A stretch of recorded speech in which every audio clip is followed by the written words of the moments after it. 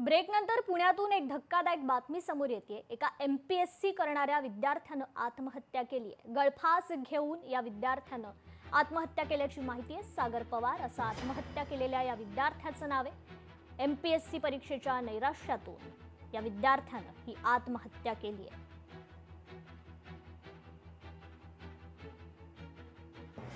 एक विद्यार्थ्यांनी आत्महत्या केलेली आहे। जसं आम्ही घटनास्थळी पोहोचलो त्या ठिकाणी आम्ही बघितलं की विद्यार्थ्यांनी मध्ये आत्महत्या केली आहे, पण बाहेरून दरवाजा म्हणजे मधूनच दरवाजा लावलेला आहे।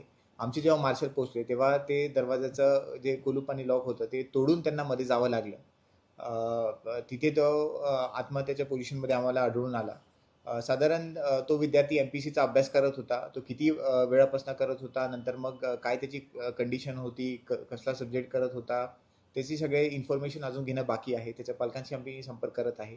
प्राथमिक इन्फॉर्मेशन एवढी मिळत आहे की त्याचं वय साधारणतः 26 आहे आणि राहणारा तो बुलढाण्याचा आहे। जशी पुढे तपास होईल तसं आपल्याला अपडेट केलं।